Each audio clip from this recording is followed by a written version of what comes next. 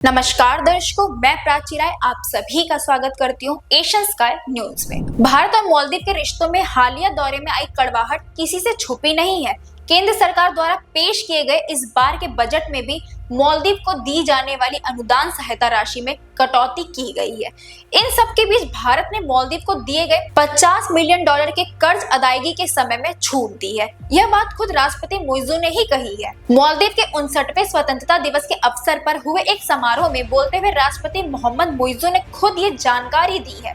मुइज्जू ने कहा कि भारत ने पहले ही $50 मिलियन का कर्ज पोस्टपोन कर दिया है। साथ ही भारत सरकार की ओर से फूड कोटा भी अगले 2 वर्षों के लिए बढ़ाया गया है। आपको बता दें कि मालदीव के राष्ट्रपति मोहम्मद मुइज्जू ने पद संभालने के बाद भारत विरोधी रुख दिखाया था, लेकिन कुछ समय बाद उनके तेवर बदल गए थे।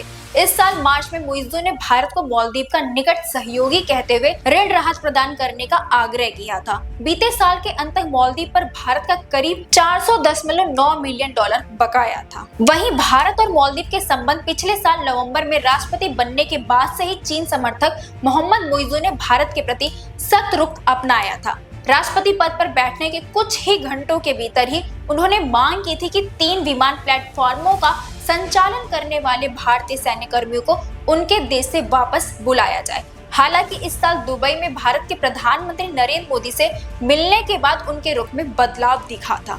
उन्होंने एक इंटरव्यू में कहा था कि मालदीव ने भारत से महत्वपूर्ण ऋण लिया है जो मालदीव की अर्थव्यवस्था की वहन से कहीं अधिक है। ऐसे में हम मालदीव की आर्थिक क्षमताओं के अनुसार ऋण चुकाने के विकल्प तलाशने के लिए भारत सरकार के साथ चर्चा कर रहे हैं। वहीं आपको बता दें कि इस साल मई में भारत ने मालदीव को $5 करोड़ का बजट सपोर्ट भी दिया था। भारत ने यह सपोर्ट 13 मई को स्टेट बैंक ऑफ इंडिया की माले स्थित शाखा के जरिए $5 करोड़ के ट्रेजरी बिल को एक और साल के रोल ओवर के रूप में दिया गया था। वहीं आपको बता दें कि भारत ने ये कदम उठाकर मालदीव के प्रति अपनी दोस्ती जाहिर की। अभी के लिए बस इतना ही। हमारे साथ जुड़े रहिए और देखते रहिए एशियन स्काई न्यूज।